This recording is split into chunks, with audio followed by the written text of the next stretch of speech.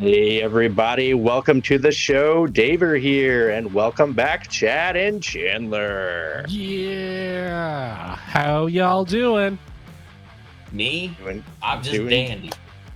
doing great, man. I know Chandler's super happy about AJ Boom Boom Boom Number Costco one guy. rated wrestler on Cage Match, baby. Finally, they did something right. I will admit, I used Cage Match for the Dyna Nitro, so I do quite like Cage Match. But now the public have spoken. Move over Osprey, Takeshita, Omega, any other Japanese legends that I don't know about.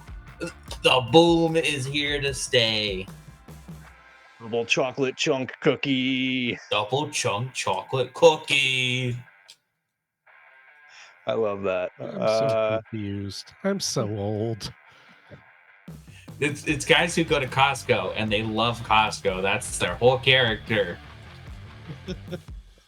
Hey man, I heard Costco's pretty cool. It is. You can get chicken bakes. You can get double chunk chocolate cookies. Need I say more? Is that where you get the meatballs? No, that's IKEA. That's IKEA. Yeah, and they were putting horse in them, allegedly. Delicious. But you know what else is alleged? That this was a good episode of Dynamite. I'm kidding. It was fine. It was. I don't think I liked it as much as I liked last week's. Funny enough, but I thought it was good. There were some good segments.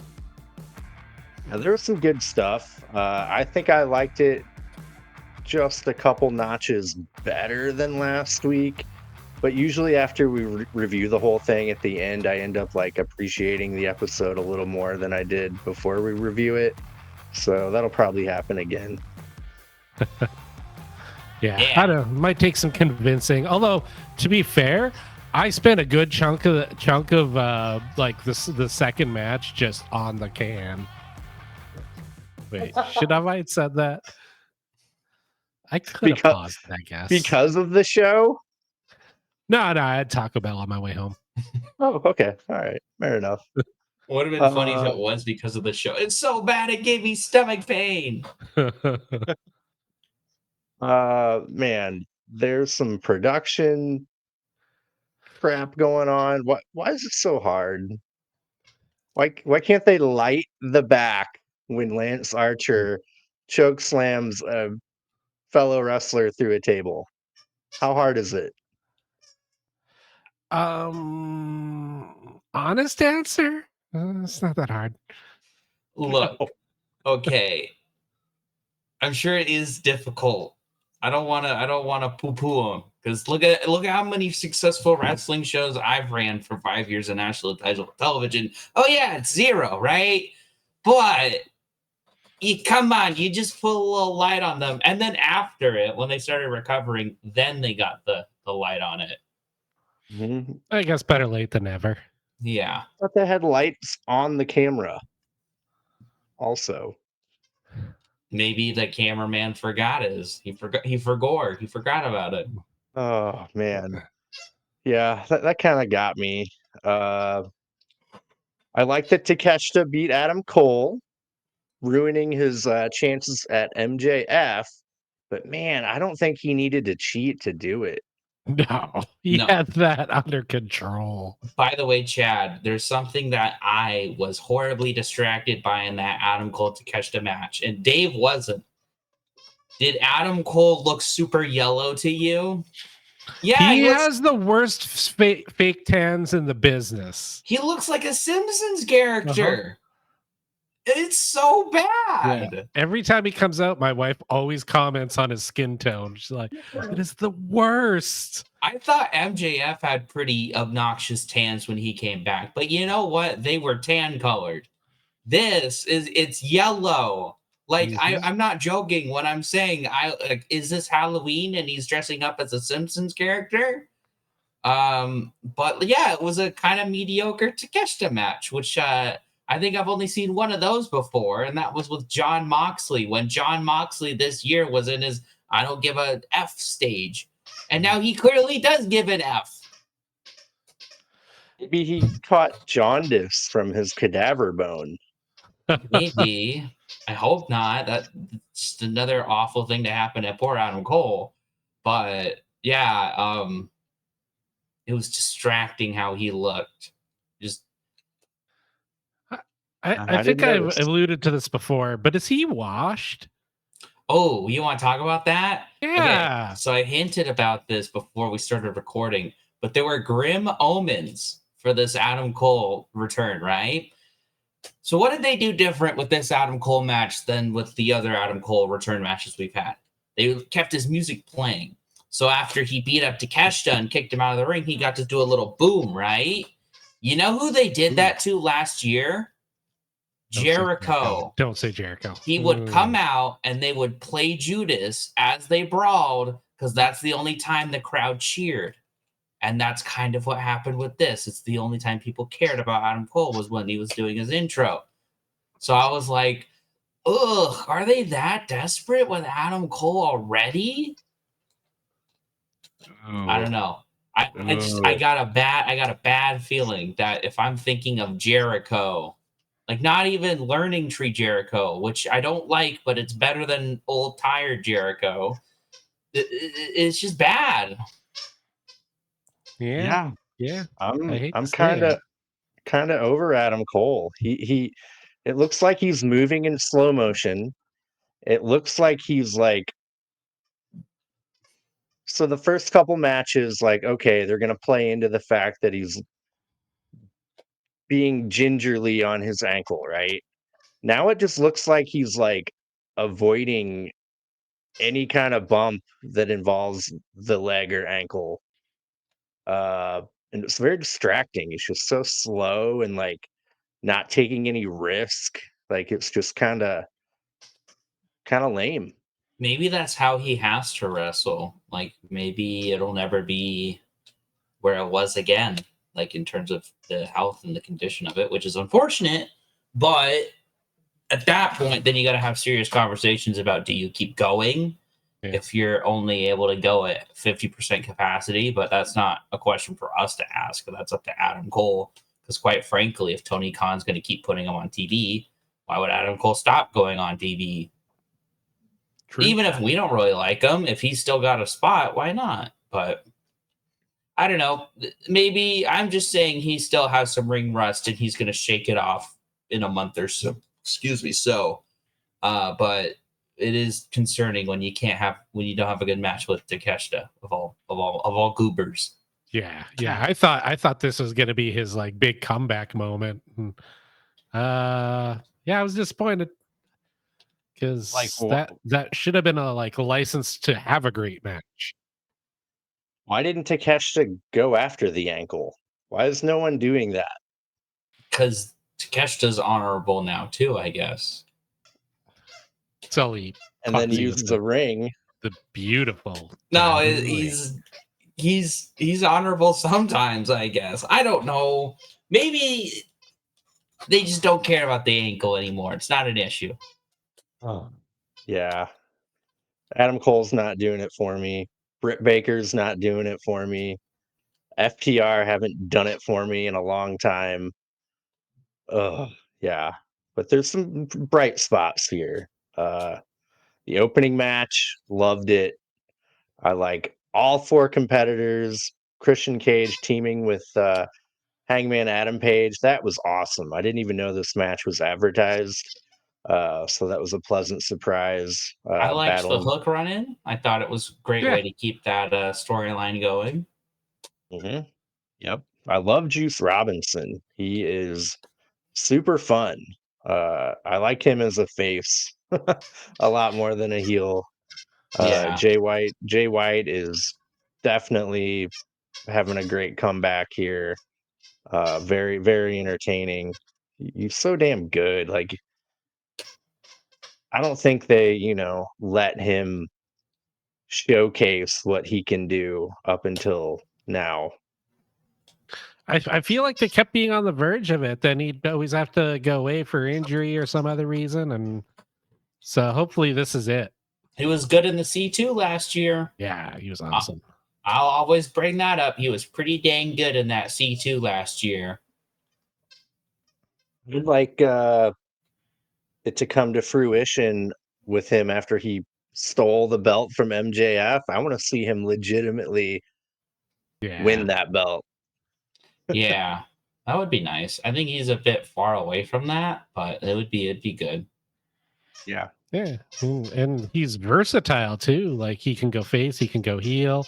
Great singles, great in a team. Like he should be the kind of guy that they build a company around.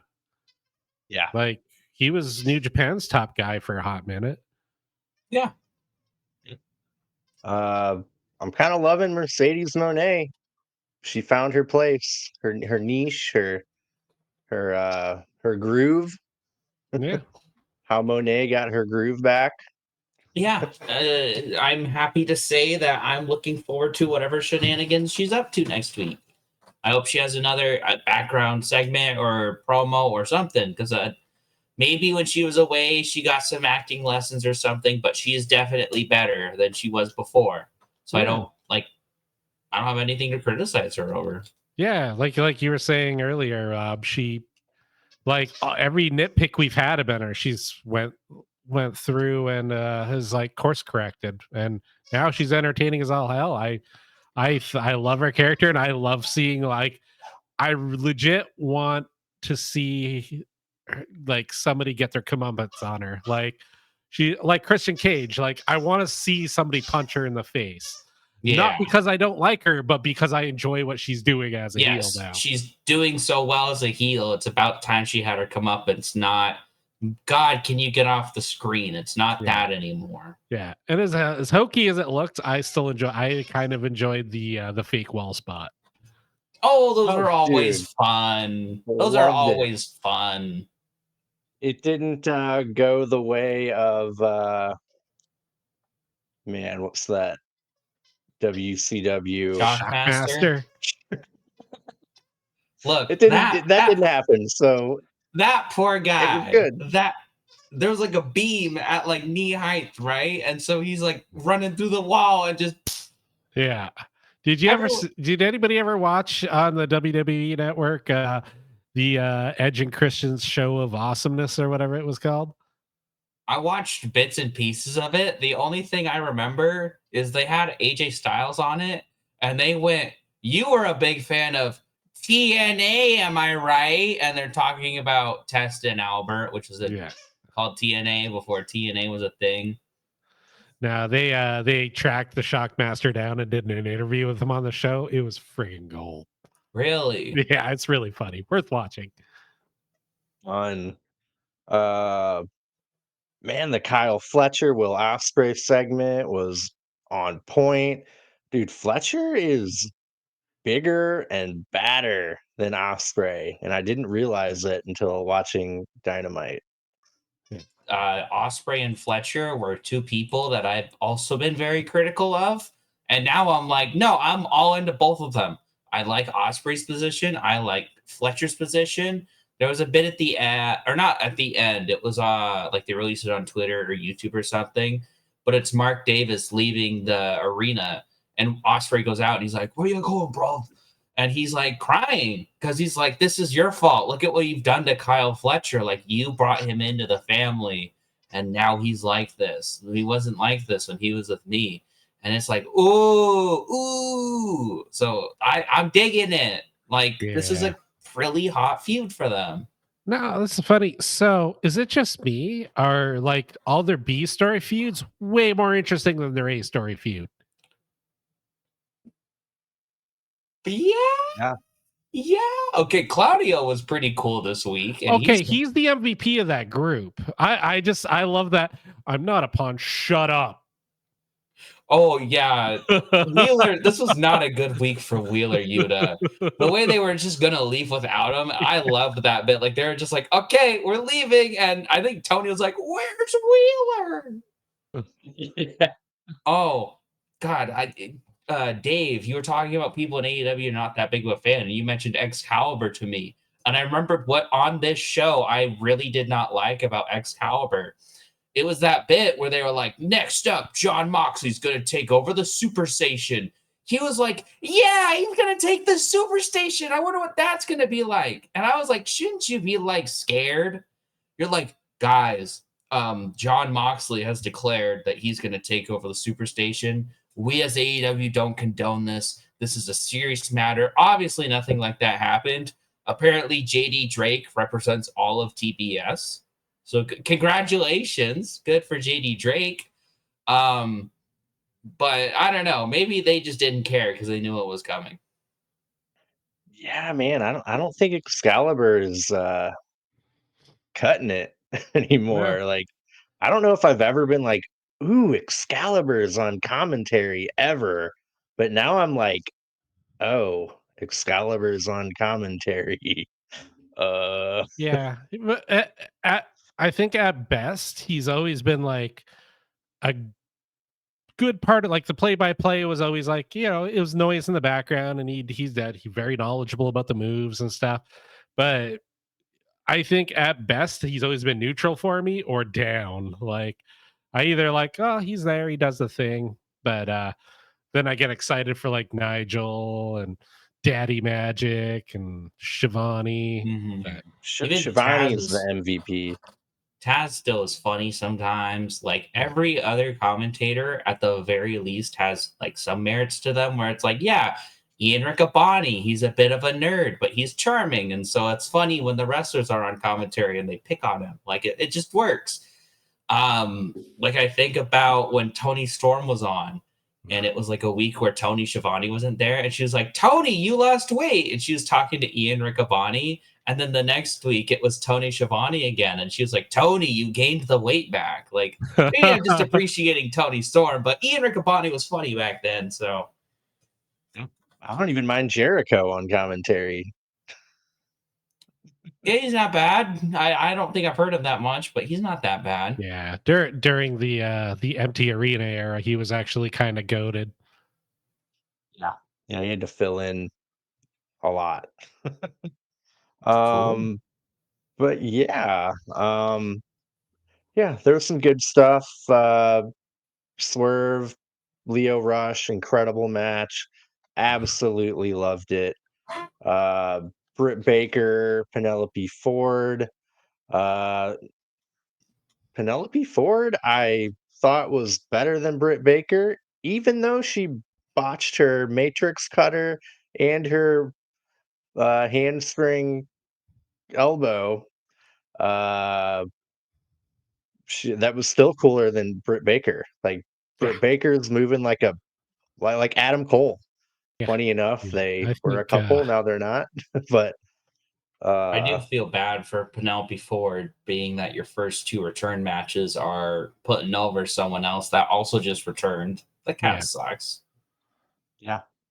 But yeah, she's just moving in slow motion. Like Britt Baker's not doing it for me, man. Like I don't know what it is. Like maybe it's her genie pants she's wearing. I don't know. But yeah, Penelope Ford, I'm all about. I think she's great. Her skill set is great. I love her moves. Britt Baker's got the neck breaker, the curb stomp, and the lockjaw. Boring, boring, boring.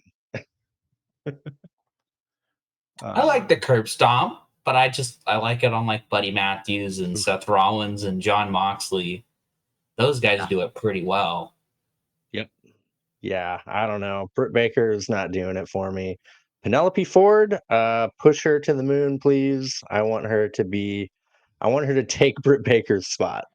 yeah. um, we got Jericho accepting Ishii's challenge, Ring of Honor, blah blah It's not blah, on the pay whatever. per view. It's not on the pay per view, Dave. That's a Come on. win. Woo! Yeah, Best Jericho segment all year. It only would have been better if he had said, I'm sorry for taking this title from Mark Briscoe. I hereby vacate it. It's the only way you could have made that segment better. yeah. That Julia Hart vignette, Whew. amazing, freaking amazing. Like she wakes up, like, Had like where am I? Nightmare on Elm Street vibes. Yeah, dude. And gets the bow and arrow and the freaking hat. And yeah, good stuff, man. Gets a call from Brody King. So good. Yeah, Uh, I hope they have good things planned for her. She's really good. yeah, yeah. Uh, then yeah, the main event. I really enjoyed that. FTR lost, so I can't complain about that. I think that was the biggest reaction from the crowd was when FTR lost. They were like, "Whoa!" Wait, Dax Harwood isn't the greatest wrestler alive. Yeah. No, he isn't. But no, it was fun. It was a good match. Like both teams did some cool shit. Um, they're not gonna, I don't think Malakai Black is leaving anytime soon. No. He's on a pay-per-view. No, he's going So to the pay-per-view, so he loses, and he shakes, hugs, and he hugs and shakes hands with everyone in the ring. It's a 20-minute like everyone cries, the whole crowd is crying, and then people are like, "Well, I guess Malachi Black is leaving," and then he makes another video. Guys, I'm not leaving. Stop saying I'm leaving. I'm not doing anything that makes people think I'm leaving.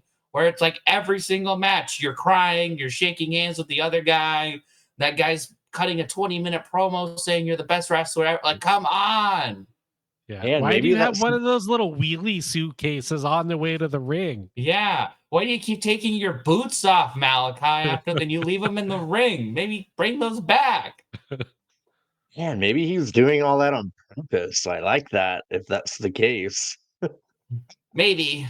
I did like the House of Black, which I always love Brody King and Buddy Matthews. It's just Malachi that I'm always iffy on, but they were very, very good tonight again as well.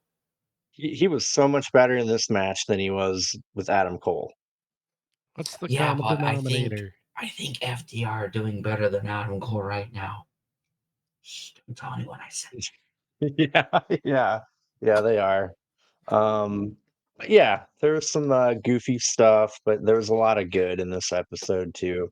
Nothing that made me go crazy or anything. Nothing that made me geek out. But um, yeah, how about we run down and review the episode?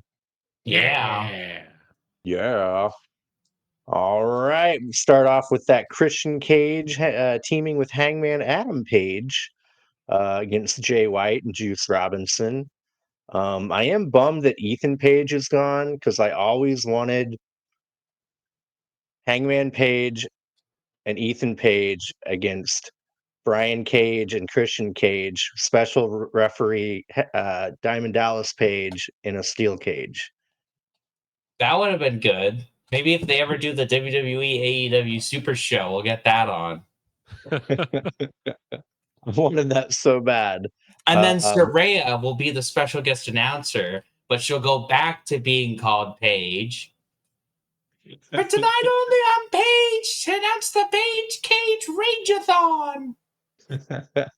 Yep, one day we'll get it. But yeah, Christian Cage, Adam Page versus Jay White and Juice Robinson. I like when Juice Robinson gets fired up. The crowd's just juice, juice, juice. Good stuff. Love it. He's super over. I love him. The crowd loves him. But yeah, Christian Cage tags in Adam Page. And or right as Page gets the upper hand on Jay White, Page did not look happy. I always love it when the guy on the apron tags the guy in the Yeah. ring, and the guy in the ring's like, so yeah, that happened. Nick Wayne gets some sneaky offense in on Juice Robinson on the floor. Adam Page tags in Cage the same way Cage tagged him. Christian Cage looked all surprised about it. Nick Wayne tries to attack Juice Robinson on the floor again, but Hook comes out of nowhere and grabs Nick Wayne, and they fight into the back. Jay White gives Hangman Page and uh, Christian Cage both dragon screws. Man, I don't know. How do you do that move without hurting someone? Like, I can't Right. wrap it around my brain. Nah, it's weird, like wrestling witchcraft. Because every time I see it too, I'm like, oh, that's it. He's done. Mm-hmm. It's just Dude, they're magicians. These guys are just excellent in sleight of hand. it's an illusion. But yeah, they looked really brutal, man. Christian Cage pulls Juice out of the ring. So Juice Robinson decks him. Jay White hits Christian Cage with a Blade Runner into the barricade head first. That was Do you a think that pretty good. was that planned? It didn't look planned to me. Well, Cage wasn't gonna get the pin, so it might have been like a way to get him out, and then the patriarchy in the end cost Juice and Jay the match. So maybe it was a way to put Jay over. Man, it looked really brutal. I was like, oh shit. Robinson hits Page with a pinning predicament and covers, but Mother Wayne distracts the ref, and Adam Page kicks out well after he should have been pinned if the ref would have done his job. Kip Sabian ends up hitting Juice with the metal contract holder, and Page gives Juice Robinson a dead eye for the win. Fun match. Yeah, I liked Hook running out. That tied that into the whole thing. A lot of cheating. You know, there's going to be a ton of cheating. Too many patriarchy people out there for, things not to go awry. But I don't think Jay White and Juice Robinson looked bad in defeat in any way. And it just made Adam Page and Christian Cage look that much more dangerous. Mm-hmm. Yeah. So, I think this has the potential to be one of the like sleeper hits that could kind of make you go whoa in the pay-per-view. Like there's going to be a bunch of really good matches, and this was just sort of simmering in the background, and I think they could steal the show that night. Well, that was kind of like how they were at Wrestle Dream, where like people weren't going in being like, "Oh, that'll be the best match on the show," and it wasn't even the best match on the show, but it was like up and down the card, just like perfect's not the right word, but it almost is because it's like the perfect good wrestling match where they went out. It was 4 1/4, and like I hate to like look at it like that, but like I'm saying it because it was just good, and so I hope they have another good or great match. Yeah. Yeah, they got some heat. They got some personal issues. I'm invested, and yeah, they can more than do it in the ring. So yeah, keep giving to me. Are there any steps on this match? I can't even remember. Still no. I'm secretly hoping. I was thinking, right, like what would we do that doesn't copy something that Hangman has done with Swerve recently? Flaming table match. Think about it. Both of them with their barebacks and their long hair. Wouldn't that be fun or a little dangerous? But like it would be fun. Yeah. So like you could have plenty of table spots, but it wasn't on fire. Doesn't count as the win. Yeah, I'm into it. That would work. Count me But in. I did have one question that I wanted to ask Dave. And Chad, you can join in too if you'd like. But mostly I wanted to ask Dave because take your mind back to All In, that Casino Gauntlet battle match. Christian Cage wins. And I remember you weren't very happy about it. Now that we're a couple months out, how you feeling? Do you still have the same opinion? Do you have another idea of who could have done better? Because at least for me, I hadn't thought of Christian once in regards to the match, but I was like pleasantly swerved. I was like, oh, that was genius. I hadn't even thought of that. I still don't like the fact that Luchasaurus wimped out on turning on him. Yeah. Which who knows when we'll even get a resolution for that if we ever do. I hope he gets better. Yeah. But I can't say that I love it. I I, I enjoy the whole storyline with him being the or having the contract, the undisputed greatest. Well, what is it? How does it go? It's like the reigning, defending, undisputed next AEW world champion. I like that. It's good, but I don't know. I don't think he was the right pick to win that. Who did it come down to? It was who were the last two people in that? It wasn't like a last two. There was just like a lot of people, and you know how they all just kind of like go to the outside. But you had like Okada, Orange Cassidy, Zack Sabre Jr., Mark Briscoe, Roderick Strong, pretty sure Kyle O'Reilly, Nigel, Yeah. Hangman Page, so Ricochet.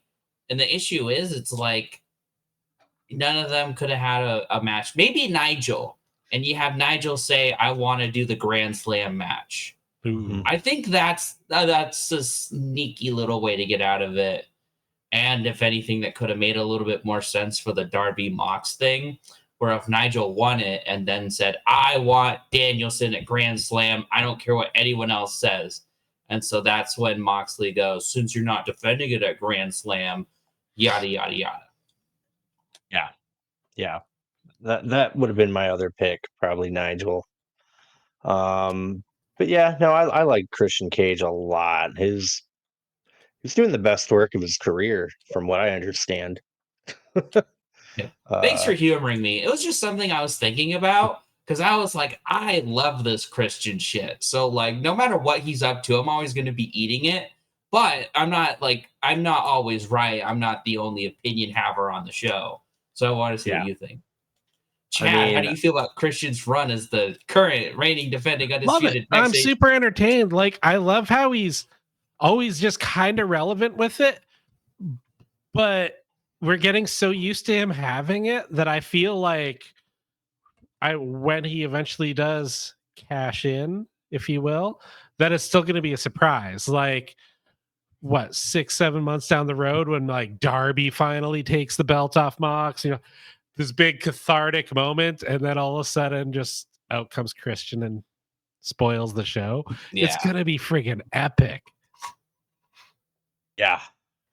And I like every member of the patriarchy too. Nick Wayne, big fan of his, like him being a local dude, and me and Chad were watching him here in Portland before he ever even signed. Mother Kip. Wayne is such an integral part.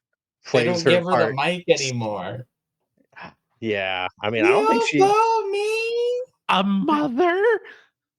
Yeah, I think we both delivered her lines better than she does. I like her part. She's good at distracting the ref or doing whatever she's got to do. And I'm glad Kip Sabian has a place now. Like he's an AEW original. Yeah, he fits in well too. I'm shocked at how much I'm enjoying him in that group.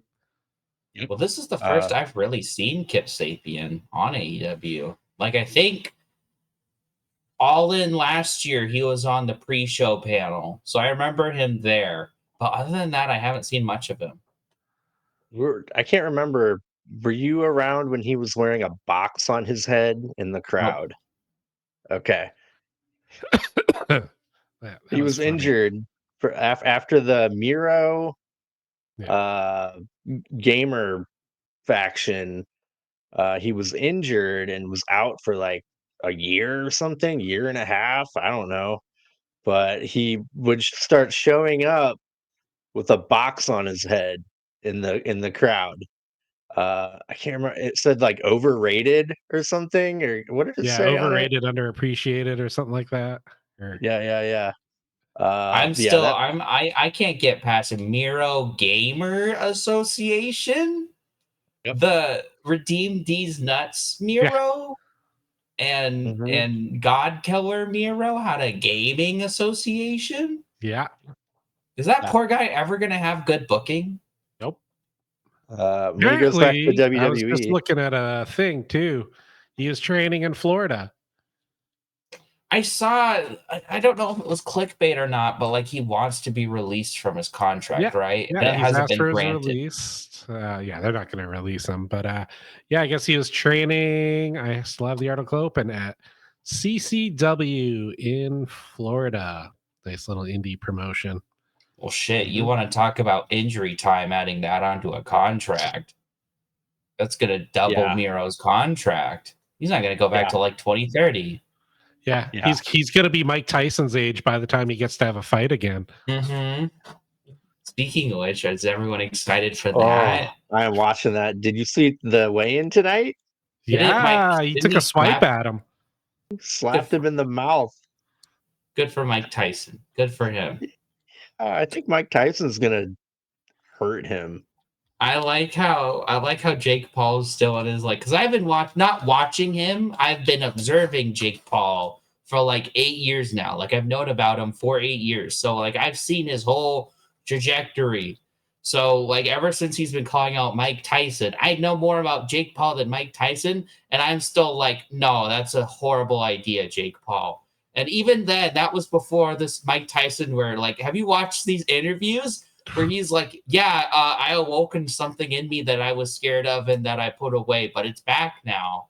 And Yeah. people are going to have to deal with it. I'm going to show my kids why their daddy was significant. And you're like, you don't say that when you're just a little confident. You say that when you're going to kill the man. So Yeah. I think we're going to be down one Paul brother by tomorrow night. Yeah, it's insane. Like, why would you do this to yourself? But man, I remember I was probably 15 or 16. I was working my first job ever, and they had that, they kind of like a nightclub bar thing there. And when Mike Tyson came out of prison and he had that prison jacks thing going on and he had that fight against that schlub, holy crap. And this is like, I was 16, so this was almost 30 years ago. And here he is stepping into the effing ring again. What the hell? 58 years old. Yeah. He looked great too, like in the weigh-in. He doesn't look Jacked, man. 60. No, I would say, I would guess late 40s or 40s or so. Yeah. Man's like 62. Dude. 58. Dude. Oh, 58. Still. Yeah. Yep. It's pretty old. Yeah. Oh yeah. Yeah. I love how mean, it's just free on Netflix too. yeah. No, and yeah, they have like what, the 14-ounce gloves, so there's a chance like Paul might be able to get away from not getting knocked out.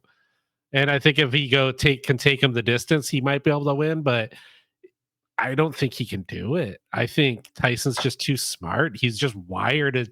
He's a professional fighter in every way, and Paul is not. If you watch those things, like he does this thing where his jab, where he puts his head down and he's not looking, and same with that overhand right. Like the only guys he's had success on aren't real boxers; they're MMA guys, and they're two very different things. So, I think he's effed. Yeah. I remember watching the McGregor Mayweather. Merriweather. Yeah, Mayweather. Yeah, that was hilarious. And I was like, man, McGregor might have this. Nope. No. He's not a Oh, yeah. boxer. No. Yep.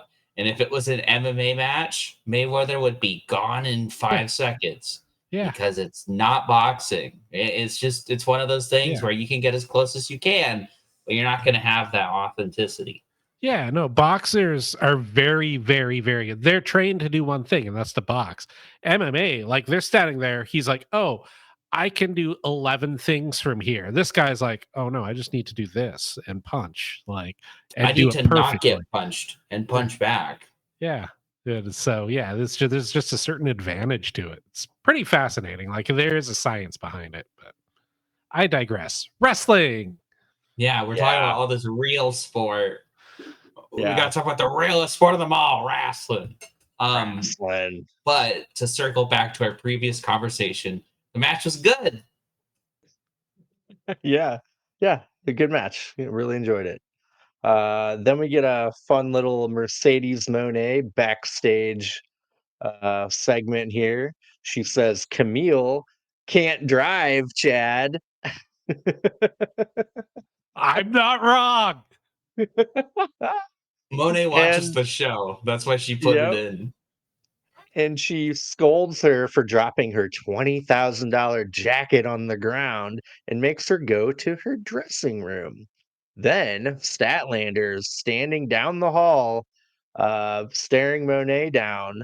And then she attacks Monet. Camille tries to stop her, but Statlander spears both of them through the wall. Awesome. Loved it. That actually made me pop pretty hard. Yeah. Monet's nailing this role. She isn't doing a 5-minute long promo anymore. Just like couple sentences, one paragraph, done. Perfect. Yeah, she's playing the perfect chicken shit heel, but she's so entertaining at it. Like, yeah, I'm looking forward to the match. I'm really interested in what'll happen between her and Statlander. Yeah. Is this where Camille will turn? Is this where Statlander gets the TBS title for the second time? I'm genuinely interested in this match. Yeah, no, this is one when we do predictions, I have no idea how I'm going to call it because Stat could easily take it. It could be time. Like Monet's had this title for a hot minute. She's not done a ton with it, but at the same time, star power, she could still hold on to it. Like it's great. It's a win-win, no matter who wins the match. Like either way, it'll be good for the story, good for the characters. Um, yeah, I have no idea who I'm gonna pick to win that. Uh, I mean, I'll have to guess, but yeah, I'm loving Monet. I think it's great. Am I correct? They've created in WWE a women's US championship. Yeah, it's on SmackDown. It's like the secondary women's championship on SmackDown. Fucking It's cool the looking belt. secondary women's championship on Raw. They don't have it yet. It's probably going to be the women's intercontinental championship. Okay. I'm all for it. The only criticism I have is that I wish they gave it a different name. But they do the same thing with the world titles. Like I think it's the WWE title and the women's WWE title and the world heavyweight title and the women's world heavyweight title. So it guess it matches up with that, but like they desperately need something for the mid card on both Raw and SmackDown. And NXT figured it out with their women's and North American Championship. So I'm glad that their main roster is doing that too. It's just a smart decision. Yeah. Are they running the risk of oversaturating with belts like They're pretty good about AEW is accused of doing? They're pretty good. So I think WWE now officially has more belts than AEW if you include NXT. But the thing that WWE does is it's very good about keeping the belts separate to where you might have, Cody Rhodes pop up on Raw every once in a while, but he's not defending the WWE title on Raw. He just might show up. So they're pretty good about keeping those titles separate. And even in NXT, it's not like it would be like if Collision had the TNT and the Continental title and Dynamite had the international and the world title. It doesn't happen, but that's basically what WWE does. Yeah. But yeah, that sounds like a fun thing. I guess they're gonna have a tournament. Yeah. Chad, who do you want to win? Ooh, that's a tough one. I have Indy my pick. Hartwell. Oh, Ooh, Tegan Knox. Ooh. Baron Corbin. Wait. Now on a more serious note, I'd like to see someone like an Io Sky or somebody like um yeah, like not a super established name, but familiar enough. I And know who I want. Who? Sister Abigail. I hate to be the nitpicker here. Both of you guys picked people on Raw. Oh, that's funny. So, but I wouldn't have any idea. hey, they can do superstar shakeups. I'm not picking on it, right? I would say Chelsea Green. Yeah, she's good. Well, yeah, same vein, like an up and comer, or not Bailey, not Nia, not like let's bring some people up. Yes. Yeah. And man, they probably would never have that belt if there was never a WCW US World of the US or US heavyweight title. I'm glad that's still like an offshoot of that. Makes Well, I me hate feel to good. say it, the United States title did not matter up until like maybe I don't know, when did LA Knight win it? Oh, come on, man. John Cena, the okay. open challenges, those So, were epic. yes, WWE have used the United States title for over 20 years at this point, right? And you can count on like one hand the number of good reigns that people have had with that title. John Cena had a stellar run with it. About Bobby Lashley. Lashley had a pretty good run with it. Seth Rollins had a decent run with it. Both times he's had it. Kevin Owens. Kevin Owens. Sure. Say it. Kevin Come on, he put Owens. the suit on. He was Yeah. awesome. Okay. Yeah. Because he was. Yeah. AJ Styles had a decent time with it. Jericho.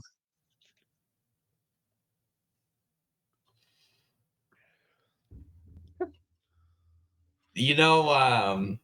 You know they were supposed to wrestle for the Universal title at that Mania, right? And it was supposed to main event, but then Vince was like, "Oh, we'll have Goldberg and Lesnar go for the World Universal title."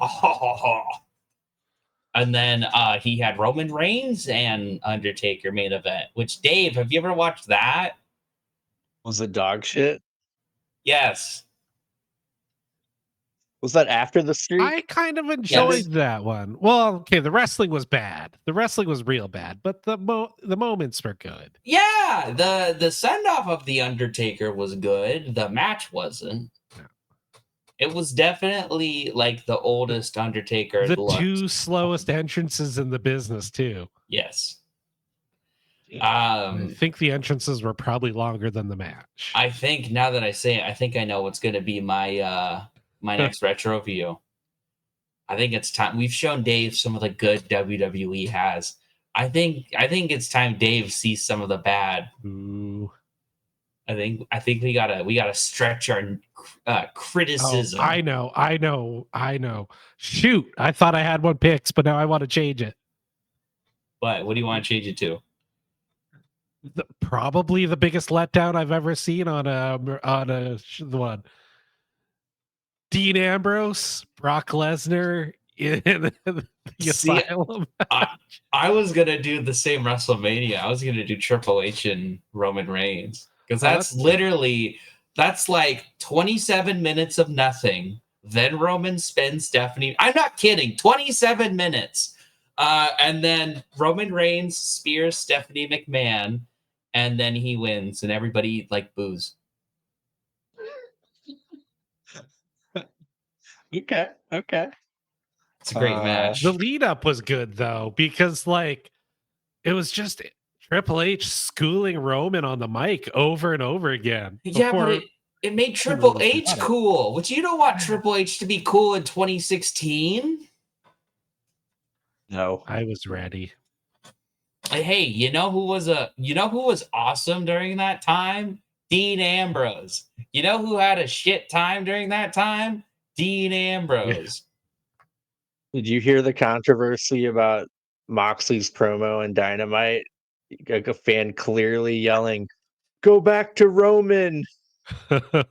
Yeah, maybe the same fatigue that you two feel, other people are feeling as well. Yeah. But yeah. Cool. Yeah. Where were we? We're lost. Dynamite. It was the Dynamite. Monet segment. Yeah. And then Loving Monet. We're wasn't on it? Will Ospreay and Kyle Fletcher. Is that really the order? Uh-huh. This is like this and the Swerve match were the two best parts of Dynamite. Yeah. So Will Ospreay and Kyle Fletcher, I am so looking forward to this match. Dude, this card is way better than Wrestle Dream.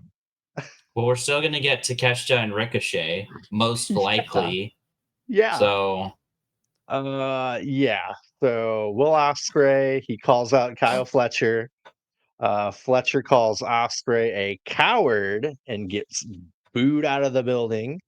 Ospreay makes Fletcher empty his back pocket like a The smart guy he is.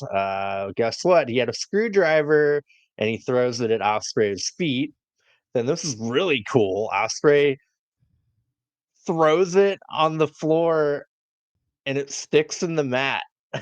That was freaking awesome. He did it so Uh, nonchalantly. It's like he I wasn't even trying know. to do it. He's like, I don't want it. And then it stuck. It was perfect. yeah, Like, that I did was he like, practice that or did he just get lucky? I think right? there's a bit with like The Rock in like 2000 where someone was throwing a mic and he just happened to catch it. So I think it's just one of those freak accidents. Yeah, it was a really cool moment. Um, Obviously, Osprey wants answers to why Fletcher turned on him. Fletcher says Don Callis opened his mind to the truth.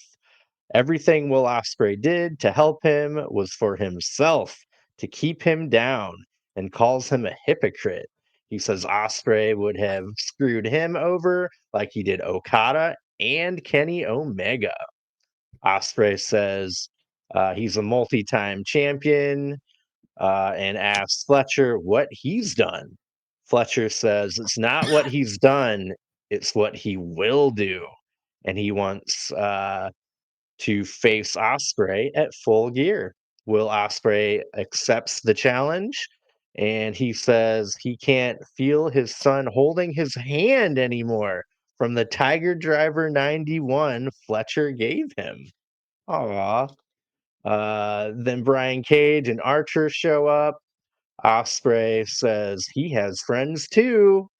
Hobbs and Mark Davis show up. They all brawl to the back.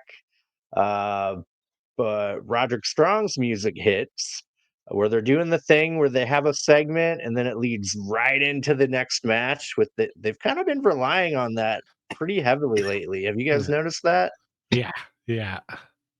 Yeah, it Uh, works sometimes, but I think they're kind of going to that well a little too often now. Yeah. yeah. So yeah, this is a falls count anywhere match, which is kind of neat. Uh, yeah, Roderick Strong's music hits. Archer's still out there from the previous brawl. He catches him at the tunnel.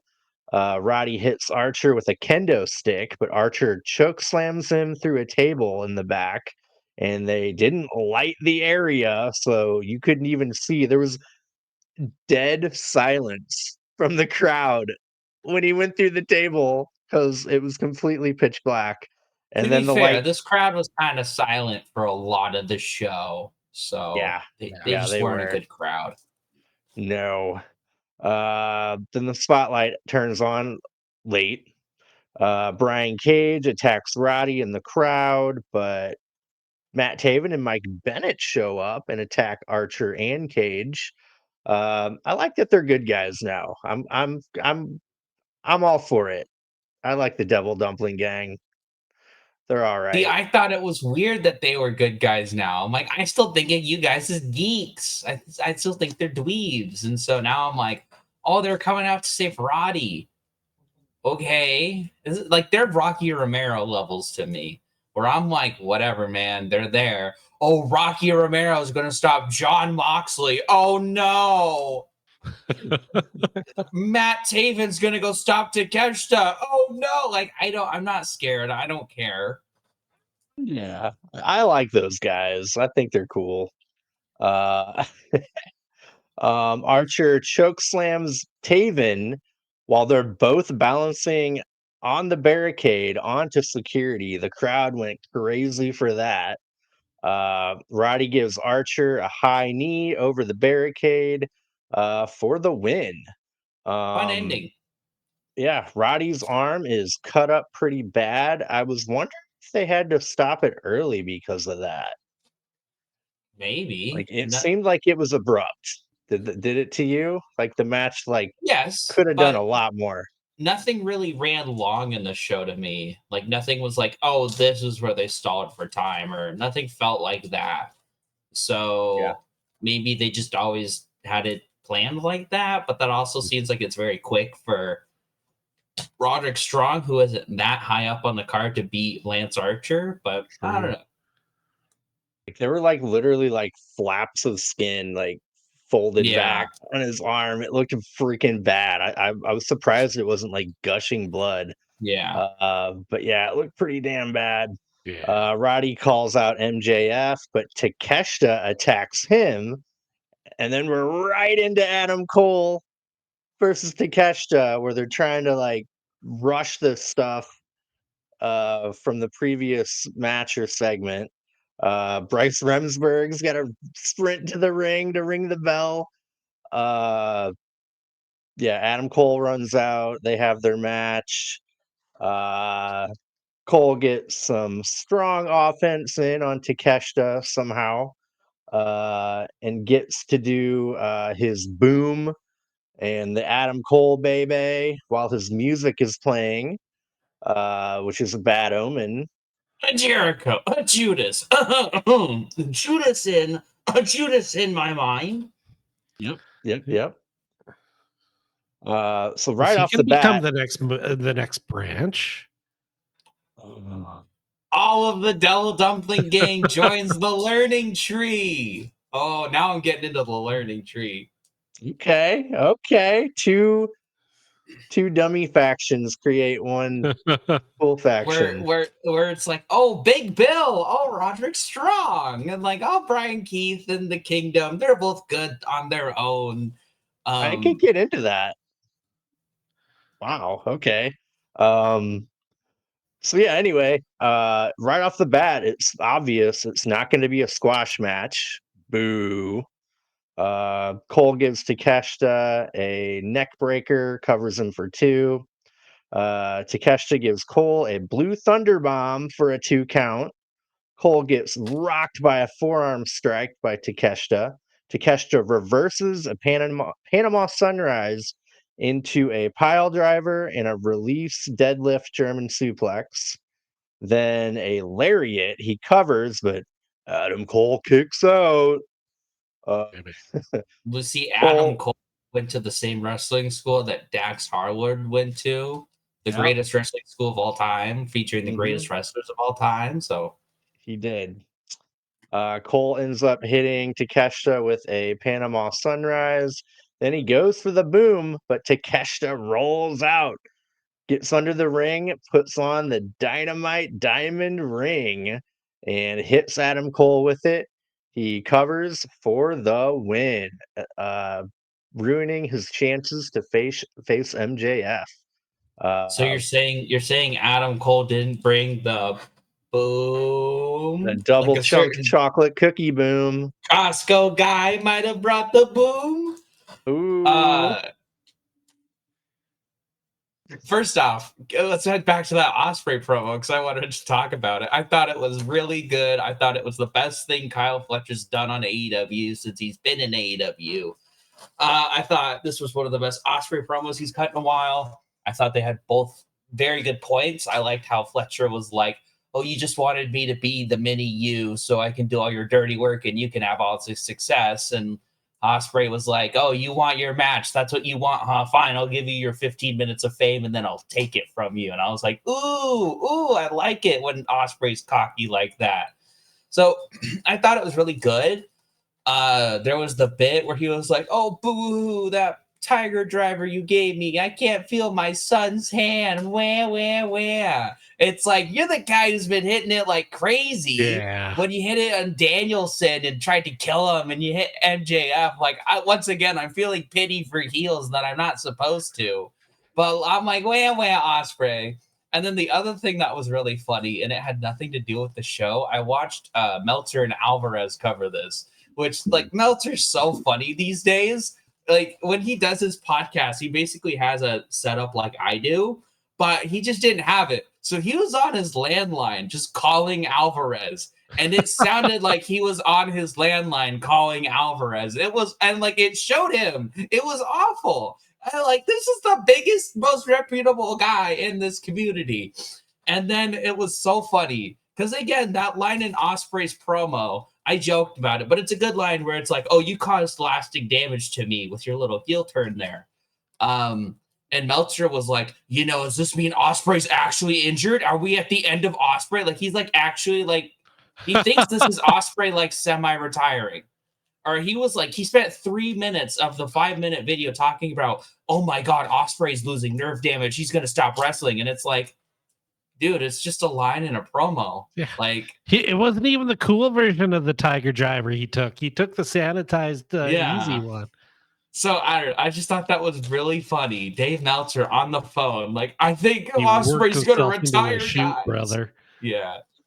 That's how Yeah. I would be with Takeshita, though. If Takeshita was like, "Oh, my knee hurts," I'd be like, "Oh no, it's the end of Takeshita!" Like, so I get it. It's his favorite wrestler. I just thought it was funny. Yeah, dude, Kyle Fletcher, he's got it. He's got it, dude. The look, the skill, and people are warming up to him on the mic. I did a long time ago, but like it's been taking people a while to the crowd specifically. But yeah, he's got it, dude. The shaving his head, the new style, the new look, all working for him. And dude, he is taller than Osprey. He is more muscular. It's like he's putting on muscle every like week. Yeah. Yeah, every week I'm like, did he get a little bigger? Like this is getting nuts. And you know what I'm looking forward to is him just having a banger in the ring, because it's been a minute since we've seen that. I know. Yep. I can't. I feel like I say this like every 3 months. I'm getting way interested in the Don Callis family because there's a lot of really good talent always in the Don Callis family. They just don't book it well. And so now I'm like, Takeshi needs to beat Ricochet, Fletcher needs to beat Ospreay, and then we're cooking. We at least got a little bit more. What if they put Fletcher in the C2? Ooh. What if we get Archer and Cage winning the tag titles? Hell yeah. Are they in the last match? I thought it was the Acclaimed and LFI. No, they're not. They're not. Oh, They're not but in the down the line. I don't down the want Private road. Party to lose this early. No, me neither. They're retaining it full gear. You don't think the Outrunners are gonna go wild? It's gonna be great. It's gonna be fun, but they're not gonna win. LFI are definitely not gonna make it. They're gonna be putting the Acclaimed in the match, right? No, the You think? LFI. If LFI beat the Outrunners, LFI is going into that match. They're not losing to the It's Acclaimed. LFI and the Acclaimed. Yeah. Really? I think, oh man, we should do a little coffee bet or something on that. Ooh, yeah. Because I think LFI are like dead to rights gonna win. They're gonna beat the Acclaimed. Yeah. Wow. Okay, they're gonna give them that push. Again, they're just going to the pay-per-view. They're Is not it winning. Mortos and Roosh? Is that the combo? Yeah. Uh-huh. Oh, dude, yeah, they're way more tough than the Acclaimed, man. Okay, another crazy wrestling observer thing, which I make fun of Meltzer. I love Brian Alvarez. I'm a big fan of Brian Alvarez because he's the one who was like, Roosh is in the Don Callis family, and it wasn't mentioned until he left it. But he was right. So he also mentioned apparently there's the story with the Beast Mortos right now where he's only half in LFI and he hasn't fully committed. And apparently Roderick Strong is trying to get him into his team. So on Collision or Rampage or whatever, it's Roosh being like, come join LFI, and Roderick being, come join the Devil Dumpling Gang. So did you guys know that? I want that. No, I haven't Yeah. seen Collision in weeks. What was with the whole Mortos like doing the? I know. That's what Brian Alvarez was freaking out over. He was like, why? What was the point of the fist in? I thought that meant he was in. Yep, I would. He doesn't never know. He's got a mask on. He just grunts and growls. Maybe Mhm. are we doing the thing now? Yeah, I would not have had any idea that was an issue. Weird. But yeah, man. So yeah, Fletcher, Osprey, dude, this card is shaping up. Like, I don't think there's a match on there that I'm not like really hyped for that they haven't already built Right? well. We'll go over them when we get to the like end of the Dynamite review. I will say for me, there are two that I'm apathetic towards, and one of them is surprising. The other one isn't, but Yeah. So yeah, let's see here. Oh yeah. So Adam Cole gets beat by Takeshita. MJF is laughing his ass off. Roddy runs out to Takeshita. Takeshita gets the upper hand and is about to hit him with the diamond ring, but Kyle O'Reilly runs out with a chair and Takeshita runs away. This is kind of super overbooked. Then while Takeshita's on the ramp, Ricochet sneaks up behind him and kicks him in the face. And right when this is the other production stupid thing. Right when he's going to hold up the belt, they cut away from him and go to the ring with O'Reilly, Cole, and Roddy. That well, pissed me off. Dave, they're gonna get the band back together. Aren't you excited about the undisputed era of the kingdom coming back? Only But if they re-sign Bobby Fish. Yeah, but then Where's the nothing lie? happened in those 5 seconds, right when they cut away from Ricochet, right before he lifted the belt up. Nothing happened in the ring. They could Yeah, have done both. Both could have happened. Yeah, that really pissed me off. But yeah, Ricochet will not be winning that belt. There's no freaking way. There's no way.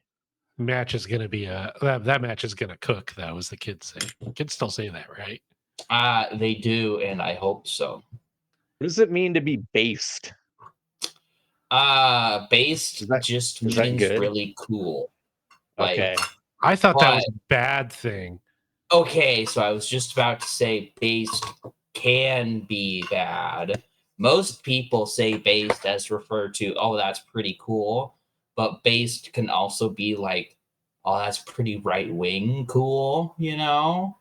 So that I see it as, oh, that's just cool. So if I ever say it, I'm just like, oh, that's based. That's Huh. cool. But I don't say it that much. They Skibbity. still do they still say it's gonna slay? Women do, Okay. supposedly. Okay. And I do still hear skibbity. My roommate actually works at a middle school, and because he does like IT, and so he hears all of this stuff. And like, I think I said something to him today. He was like, "Dude, I do not want to hear that when I'm home. I just want to not like just turn it off." And I'm like, "I'm just trying to have a fun time." I learned that I do not have something called Riz. I'm sorry, that's unfortunate. Riz is short for charisma. You don't have it? Nope. But yeah, that match is gonna slap It'll or it'll something. it'll it'll be awesome. It'll Yep. be lay epic. Yep. Yeah, can't wait for that. Uh, is it Swerve and Bobby that you're not hyped on? No, I'm looking forward to that. I think that'll be a very good match. How is Swerve gonna win this? How I in don't the think whole he hell will. is he gonna win? There's no I don't fucking think way. I don't think he will. Who's gonna actually join the Hurt Business Syndicate? I think Hobbs is such a good pick. That's a lot of beef. But he's on the Will Ospreay team for now, so who knows what's Oh, going on with Ospreay. Hobbs. But I feel Oh. like I don't think the Osprey collective won't last that long. But if Hobbs joins the Hurt Syndicate, it will. So I'm kind of praying that's what happens. Do you know what AEW doesn't do a lot or enough that a trope in wrestling that I really love? The whole like you're standing in the ring with your faction and you're like the one in front and then you turn around and get super kicked and they turn on you kind of thing. That The doesn't happen Shield a lot. turn. Yeah, the Shield I remember pretty vividly when the NWO was in WWE.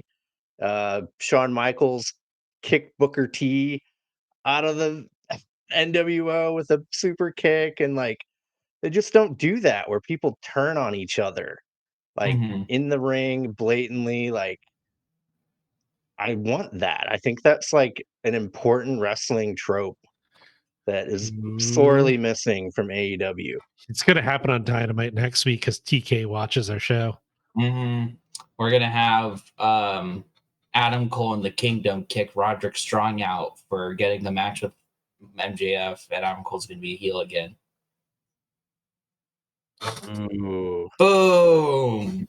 Boom. Boom! Double chocolate cookie boom. Double chunk chocolate cookie. Okay. What happened next? Every Wow, time this I hear show's Adam, off the rails this it week. is, man. It is. But anyway, we get a Hurt Syndicate promo.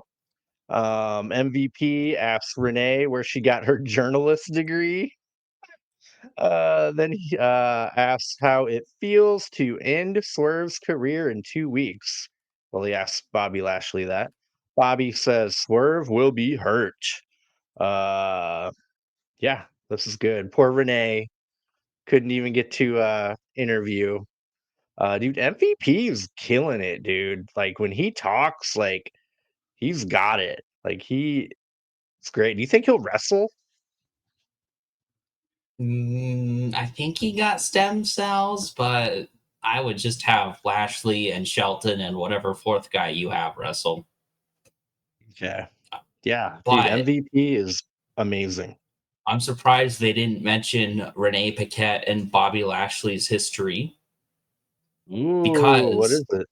it's nothing that big. When Dean Ambrose was leaving WWE, and it was like the one time they were loud, like, Dean Ambrose is leaving WWE. Bobby Lashley had a promo where he said, and Dean, when you're gone, I'm going to take care of your wife. And Ooh. then they did actually mention Bobby Lashley and Leo Rush's history together in the Leo Rush and Swerve match. So I liked that. Is it wrong of me to wish that Lana and Miro were both around with Lana Bobby and Lashley? CJ. Oh, ooh. Those They can those those are the worst angles. Never mind. I'm picking the mixed tag team: Dolph Ziggler and Lana versus That was Rusev and fair, man. what was her name? Summer Rae. Yeah. You want to see some bad WWE wrestling? I will show you that. Is that your retro view? No, I'm kidding. No, God, we would lose all subscribers if that was our retro review. They're like, come on, don't make me remember this shit. But yeah, um, I wouldn't be surprised if we never saw Miro again. But I would love Miro versus Bobby Lashley in AEW meat match. I That'd be cool, but I doubt it'll happen. Yeah. Um. Yeah. Anyway, we get Death Riders attacking JD Drake, pulling him on the ramp. Uh, they've got a chair. Moxley and Marina Shafir walk to the ring.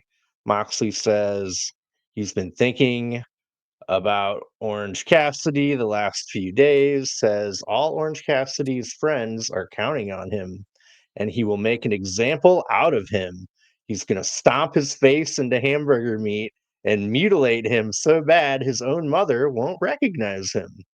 Everyone who sees him do that will run and hide. We have the power. Orange Cassidy's music hits. He comes out. He appears on the ramp with Mark Briscoe and Rocky Romero. Yeah, I'm Rocky scared. Romero is going to take out Claudio and Pac by himself. Yep. Uh, Orange Cassidy tells Mox he believes him because of what's in the briefcase. The belt has the power. Orange Cassidy reminds Moxley that he beat him already and he will beat him at full gear. Orange Cassidy says he needs to take out some of the pawns and calls out Wheeler Yuta for next week. Uh, Wheeler Yuta's like, I'm not a pawn. Doesn't And what is Claudio just go, shut up? Yeah. Shut up, Yuta. See, this is why I'm still into it, because at least like Claudio and Pac are awesome. And I know Yep. you said that this was a pretty by the numbers promo, which it was, but I liked how they finally mentioned that Orange Cassidy beat Moxley last year at Full Gear. That's nice to bring back. I don't know. I thought this was fine. Yeah, I had when Moxley was talking, I had flashbacks of MJF doing his Moxley impression, and I was just giggling the whole time. I'm gonna gargle your piss and all. Jesus Christ. If you've never seen that, that's a good like quick one to look up on YouTube. It's really funny. That sounds funny. Then Moxley says, abandon all hope.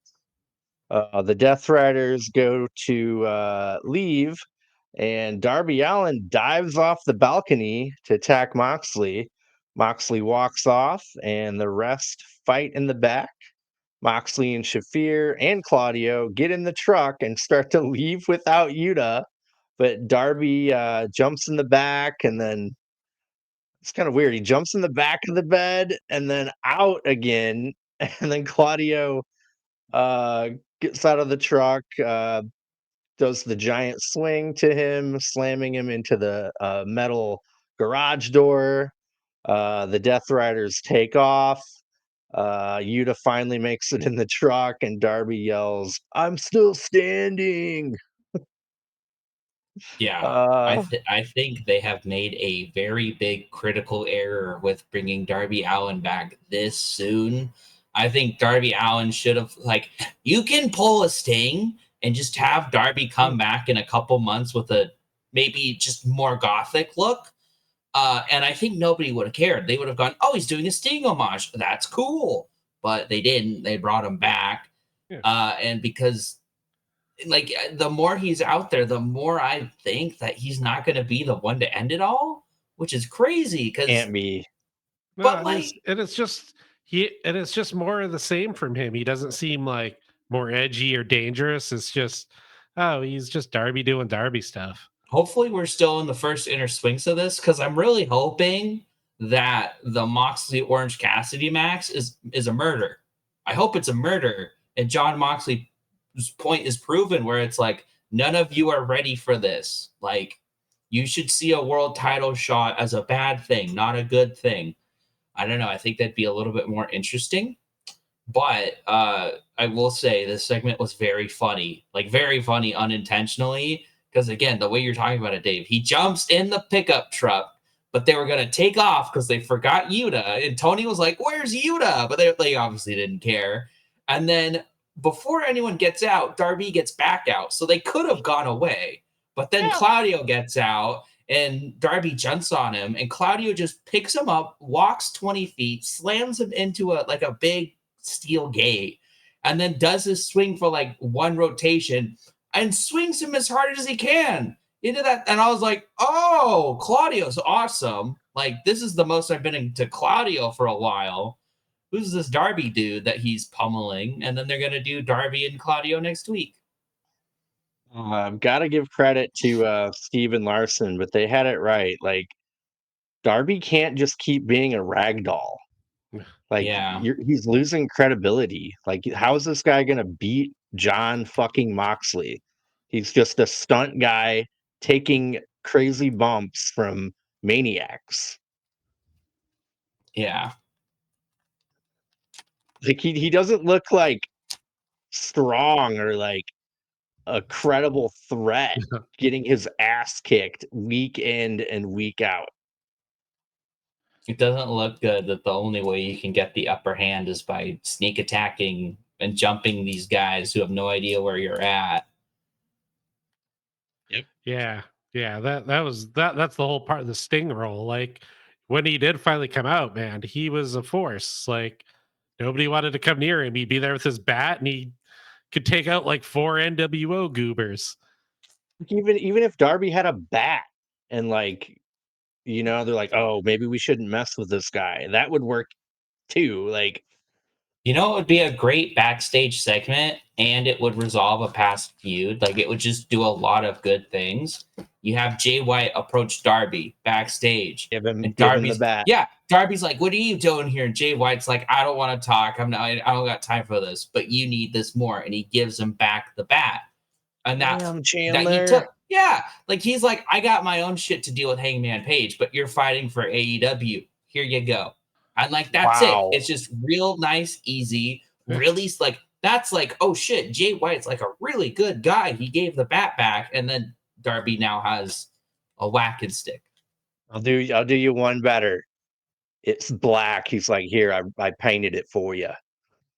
Yeah, he essentially Jay White gives the bat back to Darby. Darby can now even the odds a little bit more legitimately, and it progresses Jay in an interesting way and still keeps him in his current feud. Yes, Tony Chad? Khan. I hear they have baseball bats at the store. He could just go buy another one. Speaking of stores, did you hear the big news? Sorry, that Look. was kind of dickish. Look, okay. Darby hasn't thought of that yet, so he's not going to think of that now. So that's why I'm saying you need Jay White to save Darby Allin. Did you hear they're selling hologram masks? Oh, cool. Oh, what? Yeah. I kind of want one. Yeah. Damn. Does it light up? I don't think so. I've only seen one picture, but like, good for you guys. You figured it out. Lucha masks sell Is it well. on shop at AEW? I think it's only in the merch stands for right now, but it could be. I am getting one next time we go to a show. Dude, they could sell the light up vest for like $800. Right? Mm-hmm. People would buy that for sure. Good for them, man. Finally, dude. They could probably sell a Mortos mask for like $400 and people would buy that thing. Yeah. Cool. All right, yeah, we're going off the rails, man. Where are we here? All right. After that, we got a Jericho promo. Hi guys. Hi guys. He calls Ishii a young boy from back in the day in Japan. He says Ishii washed his back in the shower. I don't know if I would bring that up, dog, on national television. Right. Carrying the bags, yeah. He accepts Ishii's challenge for the Ring of Honor World Championship. And yeah, it's not going to be on the pay-per-view. Woo! It'll be so I think that's the episode where the C2 starts. So it's gonna be wow, C2 match, wow, C2 match. Oh, Jericho, wow, C2 match. Yeah, man, I'm so ready for the C2. God, I need them to start naming names. That's what I really want is I need some names. I know we got Okada, but I got 11 more that I need to know. Yeah. Yep. Cannot wait. I'm really excited for it. It's like the best time of the year. But yeah, after that we get a pretty mediocre match. Britt Baker back after a month, I guess, out versus Penelope Ford. I love Penelope Ford. I am over Britt Baker. Uh, I like how too they were like vague about why she was out. I thought she had strep throat. Isn't that what they like? Mariah May said. I don't remember them saying anything as is. I thought they were vague about it back then. Like they were like, "Oh, she's out due to illness." Okay. Man, is she Adam Cole fragile or what? Hey, I'll give them both credit. They both had medical issues that lasted almost a year or over a year. So I'm saying they both have some pretty bad ring rust. So I'm holding out hope for them. But that doesn't mean that what they're doing right now is good. Yeah. No, but I mean, like, where were we 3-4 weeks ago on Monet to where we were today? Mm-hmm. We could be bought if they just do better. Exactly. Let's see. Britt Baker gets a quick roll up in the beginning, but Ford kicks out. Penelope Ford drives her knees into Baker's midsection on the apron. Ford hits a backhand spring elbow on Britt Baker. She was a little off on that, but not too bad. Then she does her Matrix back bend into a pretty sloppy cutter, covers for 2. Then she misses her moonsault. Britt Baker goes for her glove, but Ford gets her in a Muda lock, which was freaking awesome.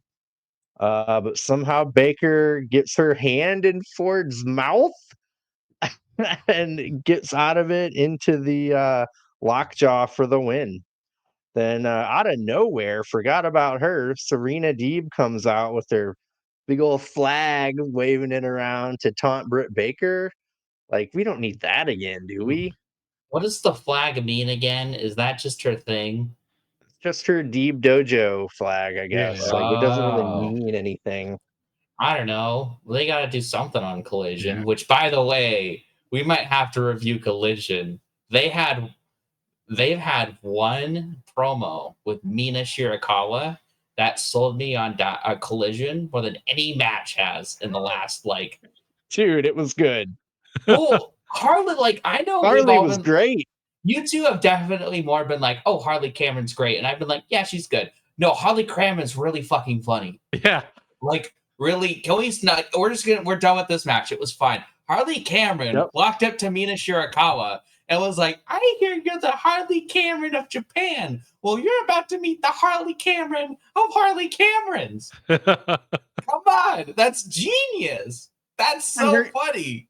Her delivery and her cadence, it's so good, dude. Yeah, unbelievable.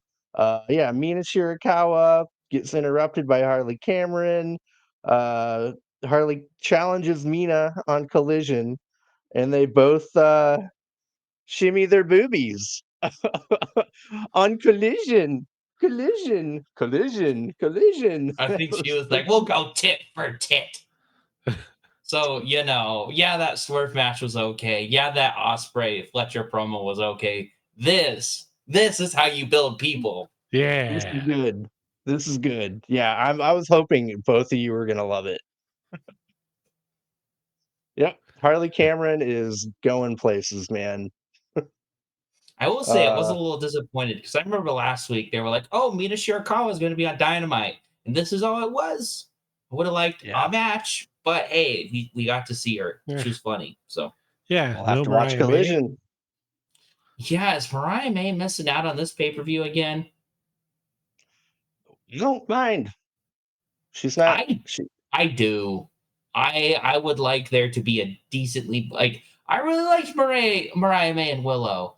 I thought Mariah May and Toni Storm was one of my matches of the year. Yeah. So I'm still really into Mariah May. It just feels like the company isn't into Mariah May. There can't be 2 women's matches on a pay-per-view, guys. God, I know. My bad. My bad. We'll just put another Young Bucks match on there. Another Jericho match. Jericho needs a match. A tune-up match where he just beats a bunch of Japanese legends in a handicap match. No, what if Jericho just has a squash match against local talent and he's like, well, I gotta be on the pay-per-view. You're paying to see the stars on the big show. I would much rather have Julia Hart and Jamie Hayter than Mariah May and anyone. Yeah, personally. Maybe. Personally. I think that match might be on the pre-show. I don't think it'll be on the card in time, though, because they're still got to put Ricochet and Takeshita on there. Yeah, man, Julia Hart's big return. Oh. I bet you that's going to take place the Dynamite after Full Gear. Okay. Yeah, either way. Some more vignettes in the meantime. Those are dope. Apparently, there's some good ones on Collision too. Damn it! I gotta watch Collision. Right, Dude, we're almost there. We're almost there. we are. Apparently, collisions have not been too terrible. So, we'll get there. We're a couple weeks away. I've told you Um, both, but again, for the audience viewers that don't know, there was a very big star on Collision last Saturday. It was Peter Griffin. That's true. yeah, I missed it. What was the segment? It was It was the middle of the Jack Perry match. Like I think Jack Perry was facing Commander or something, and you just see Jack Perry go to the ring, and he's like, "You suck" or something like that, and and it's like holding on him, and the audience is like, "What?" And it pans over, and it's this fat guy dressed like Peter Griffin, and the crowd starts going, "Peter, Peter, Peter," and you hear Nigel McGuinness just go, "Well, I guess Peter Griffin's at ringside." That's amazing. awesome. Love Nigel. Yeah, I'll have to watch that clip. But yeah, then we get to what I kind of feel like maybe should have been the main event, probably. Swerve versus Leo Rush. Awesome match. How do you like that coat Leo Rush had? That was freaking pretty cool, right? Those Yeah. spikies on it. I liked it. I quite liked it. I want to buy one wherever they're from. Leo shoves Swerve to start out. They both do the crazy, like, changing direction, flippy, crazy, fast moving stuff, like matching each other's energy. And then they both do the thing where Leo Rush is on the apron and he flips while Swerve does his jump over the rope, handstand, flip on his feet thing. Dude, wow. Crowd was going completely crazy for that. Unbelievable. Swerve goes for a stomp, but Leo Rush flips upside down into the ropes to knock Swerve down off the top rope. Swerve gives Leo a house call on the apron. Swerve takes a poison rana as Leo Rush jumps off the steel steps. Swerve kicks out of a really nice frog splash from Leo Rush. Then Rush gets caught holding the ropes while trying to pin Swerve. That was when I was like, oh, he's doing some heel stuff. Uh-oh. Swerve counters a poison rana into big pressure for the win. Swerve gets on the mic, says he took out Leo Rush and Shelton Benjamin, and calls out Bobby Lashley. MVP and Lashley walk through the tunnel. MVP says they want to teach him a lesson that there is strength in numbers. Shelton Benjamin attacks Swerve from behind, and then Lashley murders Swerve. MVP chokes Nana with his cane. Bobby Lashley puts Swerve to sleep with a full Nelson. Then he throws Nana out of the ring. And this is where they went wrong. Leo Rush needed to either join in the beating or save Swerve. One of those things needed to happen. Not just, did you see it? They panned over and he was just kind of like, Yeah, he was just kind of like leaning against the barricade. Maybe that was his like, oh, he didn't save Swerve. Maybe that's the like first part of him turning to the Hurt Syndicate. True. Yeah. That could be it. I think that was a missed opportunity, though. Something, they should have pulled the trigger on something. Oh, it is totally gonna be Leo Rush. Like, yeah, Leo's gonna be the yeah, if I had to bet, I know I was saying Hobbs, but it's gonna be Leo because they need a flippy guy. Because that's what Cedric Alexander was. He was the flippy guy. And Leo has past experience with Bobby. So yeah. You heard it here first, guys. Grapple-Sauce exclusive. The fourth man will be Leo Rush. No, not going with Ricky O'Shea. No, he's too boring. I Ricochet has been kind of having a meltdown lately, And it's because of awful WWE fans, which both sides do it. When someone leaves a company and goes to the other company, all of a sudden that person sucks, right? And so a lot of WWE fans now hate Ricochet because Ricochet left, and then they blame Samantha Irvin quitting on Ricochet leaving, even though those two have nothing to do with each other.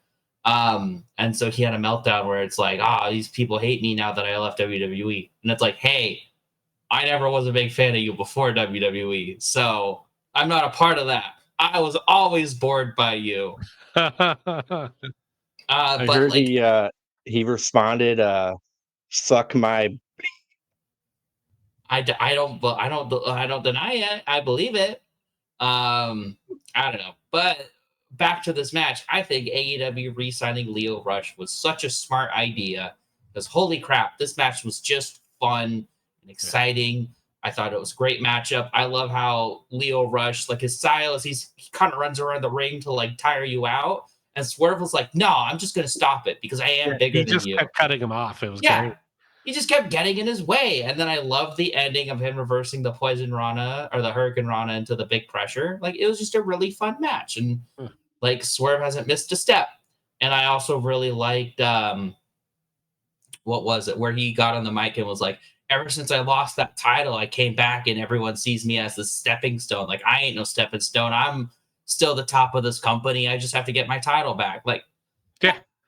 Great. And he's like, I'm going to make an example. More ex-champions need to do that. Like, how often are they just like, oh, I am off to other story now? Like, he's like, no, that's my title. You're just holding it for me. Kind of like Samoa Joe, which, like, I love Joe. And it was interesting where he joined up with Hook and Shibata, but it's also like, he didn't care about his title after he lost it. He was just like, whatever. Yeah. Yeah, love the match. Lio Rush. I've been a huge fan of his since he started showing up in Prestige. Being the dark character. What is he? Blackheart.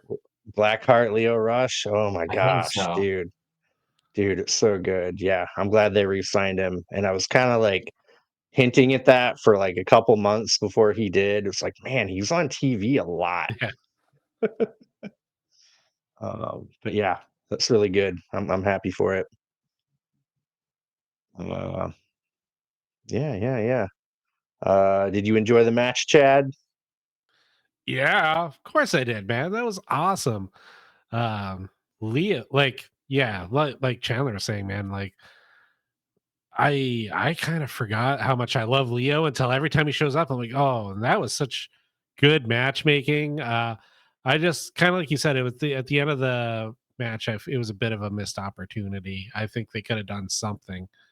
And yeah, I think this should have been the main event because even as it existed, it would have been a cooler way to end the show on a story beat that makes you want to watch next week's show. Where I felt like the main event just kind of ended and kind of wrapped up in a neat little bow.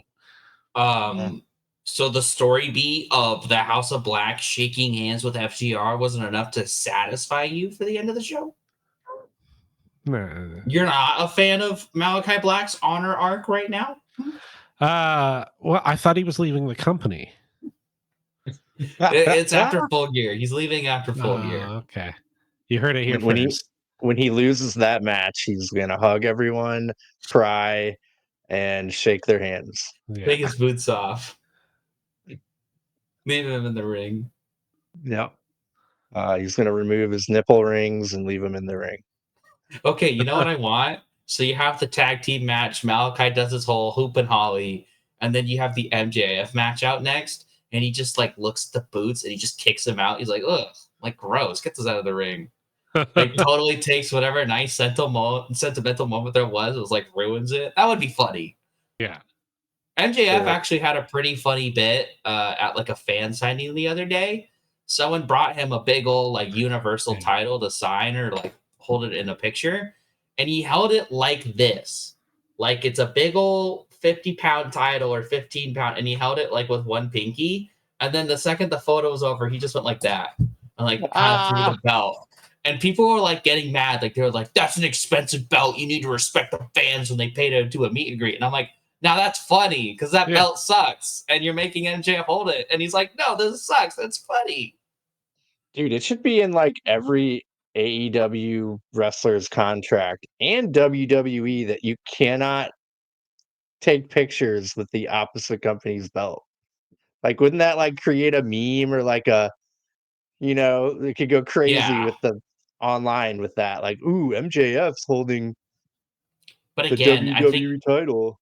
maybe that's partially why MGF did it like that, where he was like holding it with like his little fingers and then dropped it out of disgust. Like maybe that's him keeping character and Yep.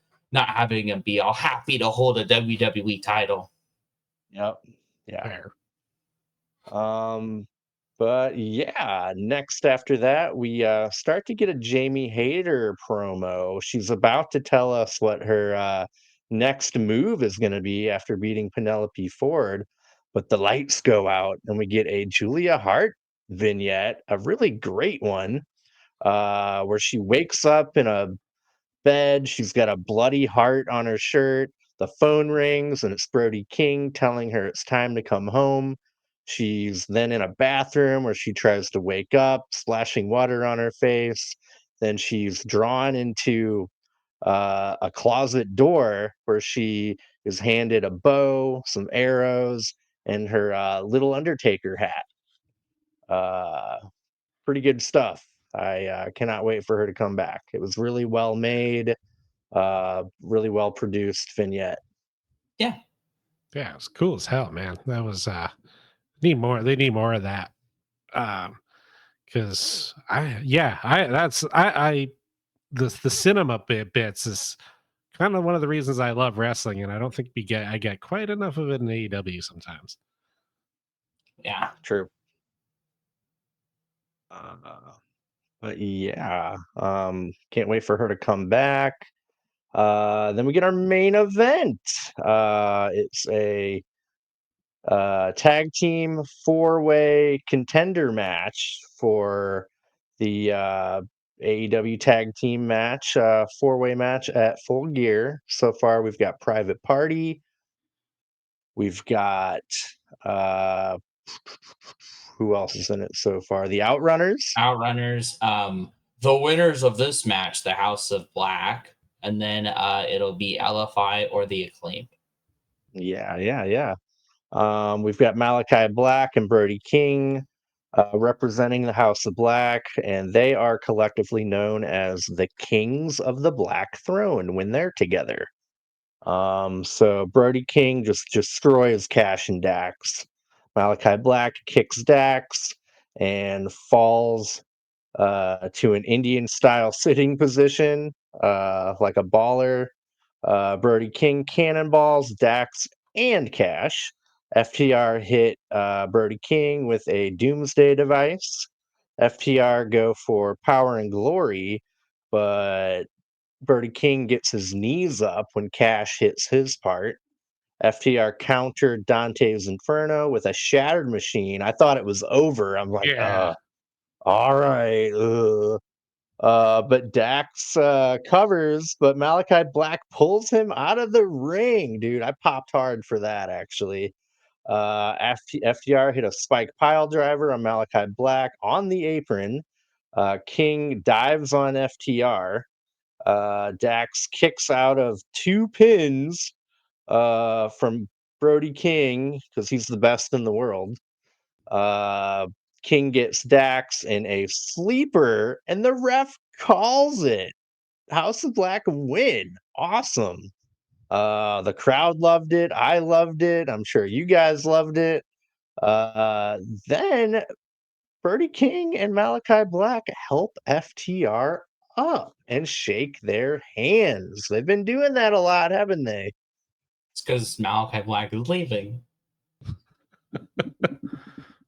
I love how the entire internet wrestling community has just embraced this as a meme now. Mm-hmm. Yep, it's pretty fucked. Well, again, it's like every single match he has, he like does this whole song and dance about waving to the crowd and looking all misty-eyed. Then he's like, "Why do you guys keep thinking I'm leaving?" But it was a fun match. Nothing too exciting or like really memorable. It was just fun. Uh, Big fan of the House of Black right now. I don't think they're gonna get a long lasting push, but I like them. Yeah. Yeah, they'll go back to ruling over Collision soon enough. Yeah. They're doing some good work right now. I'm pretty happy about that. Um, remember the old Malachi Black refuses to lose too? Rumor for a long time. Yeah, that's kind of dead because he lost to Adam Copeland and then he lost to Adam Cole. So, So really, your name's just got to be Adam. yeah. Oh, gotcha. Adam Page will beat Adam him. Page. Yep. Um, Um, Adam Bomb. Adam. That was the guy, right? In like the 80s yeah, or 90s. Yeah, that was the guy. that was Brian Clark of Chronic, Yeah. Was it really? Oh, we're going to be talking about Chronic here pretty soon enough. and he was Wrath at one point too, with the Ooh, Glacier storyline. crazy. Anyways, Uh-huh. anything else that we want to talk about Dynamite specifically? No, but do you remember when Conan was Max Moon? Yeah, I didn't know Conan was Max Moon, but I know of a guy named Max Moon. Yep, it was pretty crazy. That get up he had was like $40,000 or something. All the like Jesus. armor and stuff, and that was like in It looks the so early bad. '90s. Yeah, yeah, It yeah. looks so. In the And then he 90s, it barely looked good. barely used it. Yeah. Anyway, um, speaking of barely using Dyna Nitro. Yay! ooh, yeah, Once again, where we look over. 267. Yes, we look over the episode of Nitro that corresponds to this episode of Dynamite until Nitro is over. But we are on episode 267. This takes place October 30th, 2000 in Irvine, California, with an attendance of 1,454 people. This was commentary by Tony Schiavone, Stevie Ray, and Mark Madden. We started off with a WCW World Tag Team title match. The Natural Born Thrillers defeated the Filthy Animals in 5 minutes and 59 seconds. That's actually a pretty long Wow. match. A Yeah. lot of these, two of these more go over 5 minutes. So this is a pretty crazy work centric Nitro. Speaking of which, WCW Hardcore title match. Reno, the current champ, defeats Kwee Wee. How long did that one go for? 214. 54 seconds. 5 minutes and 18 What? seconds. Yeah. Oh, It's a crazy Nitro. Did Will Ospreay do this show? We have M.I. Smooth, who I've never heard of before in my entire life. I don't know who Defeated that David is. Flair. I clicked on them. They're also known as Ice Train. Oh, Or he was partners with Scott Norton before Norton went to the NWO. They were like Fire and Ice or something. okay. Okay. But yeah, so he defeated David Flair. Uh-oh, I did not want to click that. Lex Luger defeated Buff Bagwell. That was only a minute 43. That was a nice little sprint. Speak of the Devil, Chronic defeated the Perfect Event, Chuck Palumbo and Sean Stasiak in 4 minutes and 16 seconds. The Cat defeated Mike Sanders in 2 minutes and 57 seconds. And then your main event, a WCW World Heavyweight Title three-way dance. Booker T, the champ, defeated Mike Awesome and Scott Steiner in 8 minutes and 9 seconds. Oh, So not a Damn. very exciting Nitro. There wasn't any title changes, but they had some long matches. Yeah.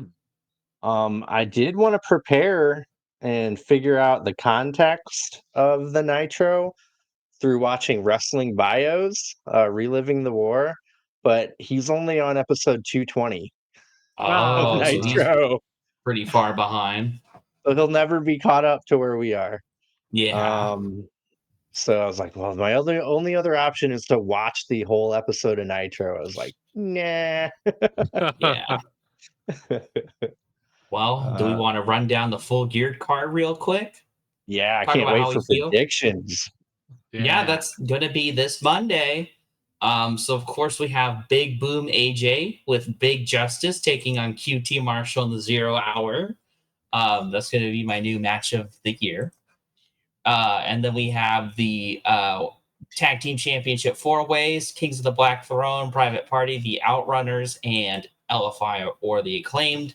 I think this will just be a good, nice first title defense for Private Party, and it'll be nice to have the Outrunners on a pay-per-view.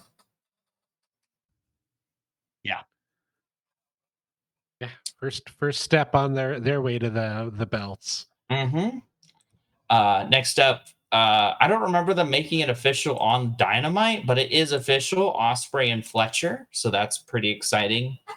I think that'll be a good match. MJF and Roderick Strong. I'm not too interested in that, but they could surprise me and have a great match. Like that's completely in question. So hopefully that one's good. Of course, Swerve Strickland versus Bobby Lashley. Oh yeah. I'm looking forward to that one. I want to see what direction we're going with Bobby in AEW. So that's why I'm mostly looking forward to it. Hangman Page and Jay White. I think that'll be a good match. I just wish it had a stipulation. This is the match that I'm not very excited about and I don't care about. It's for the TNT Championship.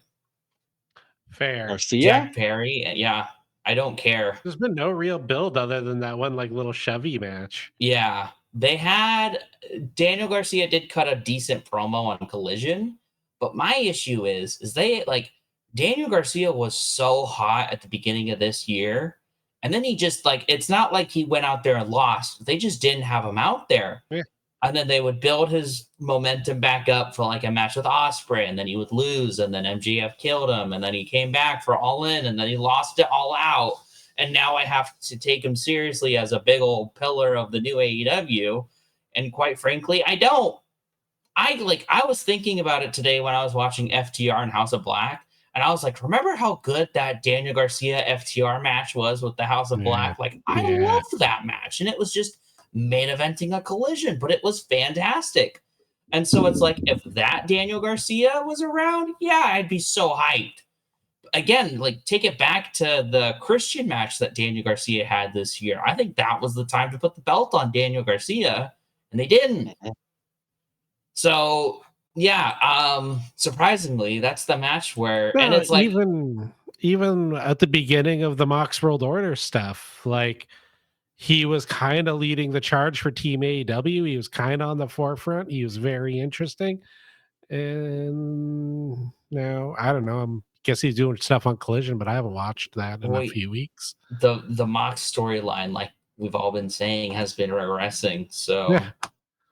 Just involves less and less people. Yeah. But so step one, get Johnny Hungy with some nunchucks. Step two, profit. Exactly. But yeah, so unfortunately, I am not too excited about that match, even though I am pretty confident that Daniel Garcia will win. Yeah. And then next up, Monet versus Statlander for the TBS Championship. I am looking forward to that.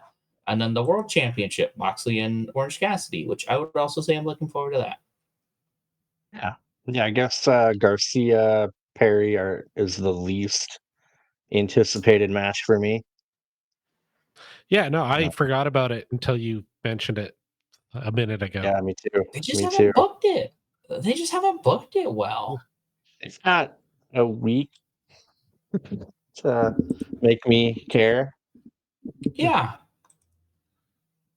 Speaking of, she hears her name. Next week is going to be Cassidy and Yuta on Dynamite and Darby and Claudio on Dynamite, which that Darby and Claudio match, do we just want to bet right now or it's going to be a DQ, right?